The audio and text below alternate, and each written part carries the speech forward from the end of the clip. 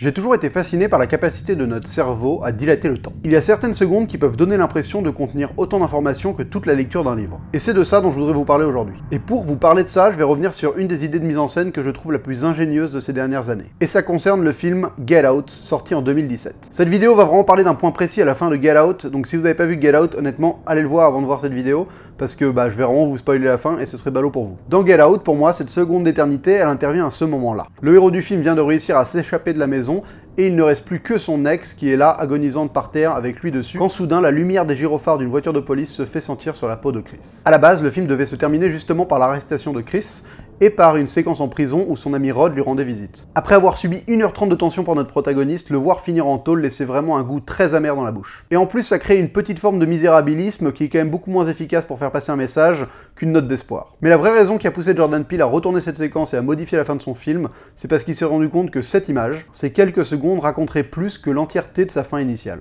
Donc dans la vraie fin du film, évidemment, c'est son pote Rod qui arrive, donc on pense que ça va être la police parce qu'il a une voiture qui ressemble à une voiture de police, et quand la portière s'ouvre, on découvre qu'en fait non, c'est la voiture de l'aéroport, et voilà, c'est Rod, donc c'est plutôt une fin positive car notre héros a réussi à s'en tirer. Mais l'image qui raconte tout, c'est donc celle-là. Celle d'un jeune noir évadé de l'enfer, penché au-dessus d'une fille blanche totalement psychopathe et agonisante, au milieu d'un quartier résidentiel bien blanc, quand des lumières de gyrophares se font sentir sur sa peau. Et cette image, elle réussit à déclencher un « et merde » dans notre tête. La police arrive, notre héros a littéralement rien fait de mal, et pourtant, le seul truc qu'on se dit en voyant ces lumières apparaître, c'est « merde ». Pourquoi ?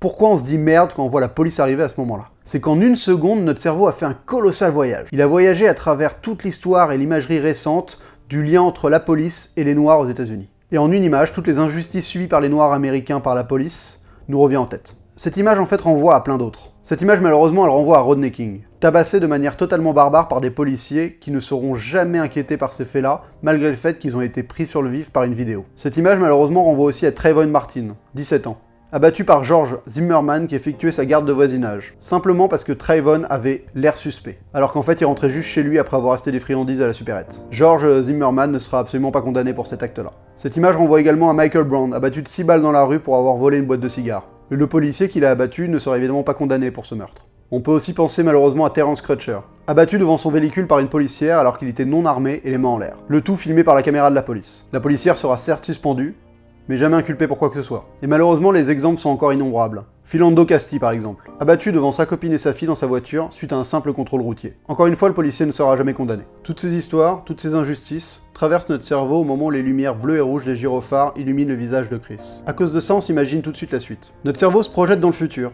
Il anticipe. Il va plus vite que le film. Un flic va probablement sortir armé de cette voiture. Ça pourrait être le flic du début, ou un autre, cela ne changera rien. Ce sera pas forcément un mauvais flic ou un flic corrompu, mais juste un flic qui est institutionnellement raciste. Ce fameux racisme insidieux dépeint dans l'ensemble du film. Un racisme sous-jacent, jamais frontal, jamais ouvertement violent, juste un racisme systémique en fait. Un racisme institutionnel. Et donc ce flic va arriver dans un quartier de blancs, va voir un noir penché sur une blanche blessée, et donc au mieux, il va directement arrêter Chris, et au pire, il va tout simplement lui tirer dessus. Par pure méfiance.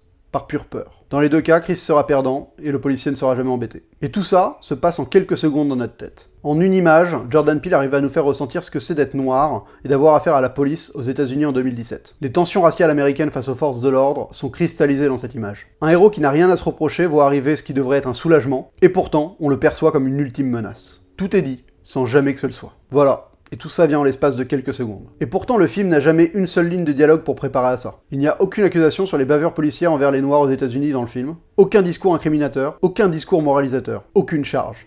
Rien. Même dans la séquence où on voit un policier au début, la séquence ne parle pas de ça. Cette séquence, elle met l'accent sur le comportement raciste de la copine de Chris. Elle parle à la place de Chris et elle essaie de faire passer le policier pour un raciste. Alors qu'à ce moment-là, le policier il a un comportement irréprochable, et honnêtement, il ne fait absolument pas preuve de racisme. Donc la séquence n'est même pas là pour dépeindre le fait que les policiers sont majoritairement racistes. Justement, pas du tout. Et pourtant, malgré le fait que cette séquence ne prépare pas du tout à la fin, eh ben la fin fonctionne quand même. Et si la fin fonctionne quand même, c'est parce qu'elle reflète vraiment l'Amérique actuelle. Parce que oui, en Amérique, en 2018, et probablement avant aussi, quand un noir voit la police, quelle que soit sa situation, c'est pas une bonne nouvelle. Alors peut-être que cette image n'évoquera rien aux générations futures. Peut-être que les problèmes raciaux aux États-Unis auront été réglés, et que quand les gens découvriront Get Out en 2050, ils n'auront pas peur au moment où les gyrophares éclairent le visage de Chris.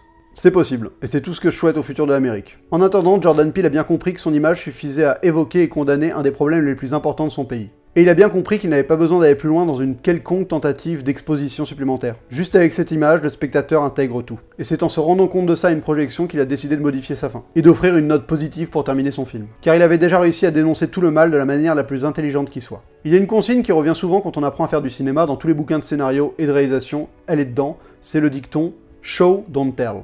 Donc qui veut dire montrer plutôt que dire. On considère que c'est toujours mieux de montrer quelque chose que de faire dire à un personnage quelque chose. De montrer qu'un personnage est anxieux plutôt que lui dise « je suis anxieux ». Et bah Jordan Peele il va encore plus loin, plutôt que de montrer, il laisse imaginer. Et ça je pense que c'est la plus grande marque de respect qu'un réalisateur peut faire envers son public. Donc voilà, c'est une vidéo assez particulière parce que c'est très politique, et en plus je suis blanc et je parle d'un sujet qui concerne les noirs, donc il y a beaucoup de gens qui vont peut-être me tomber dessus en me disant que je suis pas bien placé pour en parler, mais je parle d'un point de vue cinématographique. Quand j'ai vu le film, c'est ce qui s'est passé dans ma tête. Et je trouvais ça intéressant de vous l'expliquer par une vidéo. Après ouais, c'est un sujet assez grave, assez compliqué, donc j'ai essayé d'être sobre, de pas faire du lol dessus, absolument pas, c'est pas mon but. Mon but c'est vraiment d'essayer de montrer comment un réalisateur a réussi à très bien comprendre qu'une image arrivait à symboliser beaucoup plus que ce qu'elle ne montrait formellement à l'image, et qu'il n'avait pas besoin d'aller... Il a quand même modifié sa fin, quoi. Ça veut dire quelque chose. Le mec a vu son film et il s'est rendu compte qu'en fait, t'avais 3 minutes qui étaient racontées en une fraction de seconde. Donc voilà, moi je trouvais ça intéressant de vous en faire part. Comme d'hab, je vais vous conseiller de partager cette vidéo si vous l'avez appréciée, de mettre un pouce vers le haut si vous l'avez aimé, de commenter ce que vous en avez pensé, et de vous abonner à cette chaîne si vous n'êtes pas encore abonné.